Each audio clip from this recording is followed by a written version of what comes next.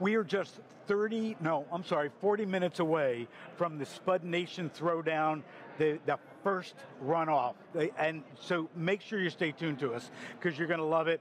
We're going to hold on more interviews with the eye until we do that. And then we're going to come back with more interviews this afternoon, tonight, and then tomorrow, and then Friday morning, as I head back after this interview to the main stage. John Keeling, the National Potato Council and Potato Expo CEO and Executive Vice President, will be sitting right here, continuing our discussions as I start working with the chefs and getting ready for a 3 o'clock gunshot to kick off our cook-off. So in the meantime, what we're going to do is we're going to talk about what's going on in potato. I've got Mark Klompien with us from the United Potato Growers of America. Mark, welcome. And give me the overview. What is the industry overview of what's going on in potatoes the past 12 months? Absolutely. Thank you, Phil. Thank you for having me here. And far be it from me to stand in the way of the start of the throwdown. It will be as brief and or as long as necessary. No. We're going to keep get to that. And then John's going to sit here. All right. Excellent.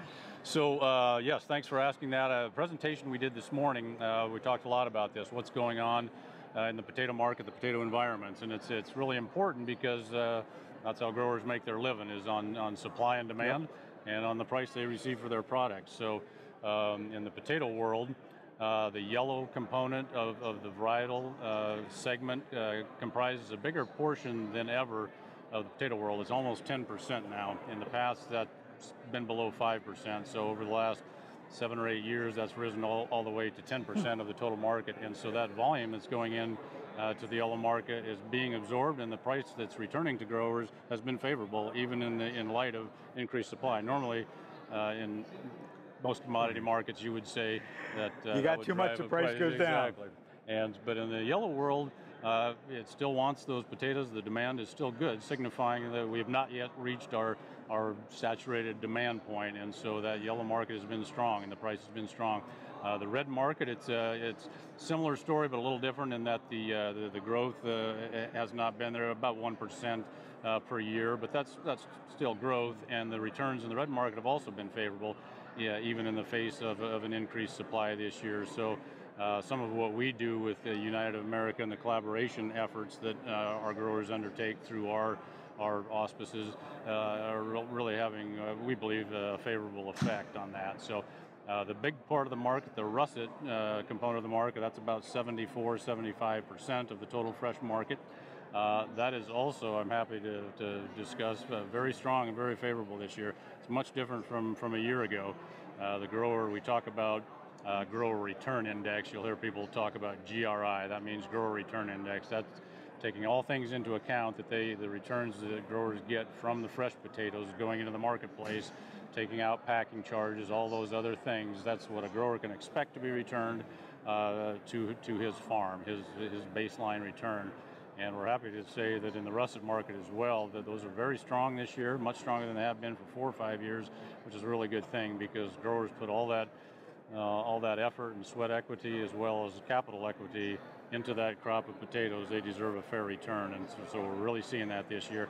Partly driven, Phil, by the fact that, particularly in Idaho, but really across all russet growing regions, growers really took a hard look at it this year and balanced the supply with the demand equation. The previous few years, that had not been the case, and to exactly your point, when that happens, some of that drives price down. And so when Idaho cut their acreage by almost 5%, yields were also down a little bit in some of the areas, not as much, and the quality of the crop this year in Idaho and elsewhere was just excellent. So with the right-sized crop, a good quality crop going into the marketplace, the returns this year have been very fair for our growers, and so we're very happy about that. So we've talked a lot in interviews this morning about technology and smart machines. Right. And so do you see more and more farmers going in that direction? Absolutely, there's no question about it. A number of our presentations this morning, and I'm sure some of your previous guests here talked about that. John Deere gave an excellent presentation on farm equipment technology. Rabobank representative talked about the impacts of technology and how growers assess their marketplace and how they strategize, because really that impact to labor reduction and all of those things that go into technological advances are really key to a grower's long-term return. and there's no question that that's going to continue to advance. I'm sure some of your folks talked about, the advent of GPS, and GPS is actually older technology. It's old technology at this by point. now. But some of the other things that are going into farming technology with the remote sensors and everything on the machines, even talking about driverless tractors. Right. John Deere, we showed some of those this morning, and you even go so far as to talk about farmerless farms, right? Yeah, that really means, all these things can be done on an automated basis, and a grower can not sit in the living room, but you're probably in a management Right. shop out somewhere directing these things, and so a lot of that can be happening autonomously. So absolutely, and that will continue to progress. So for the next generation of farmers, and the more I read, it appears that the new farmers that are coming in are more college educated, they're younger.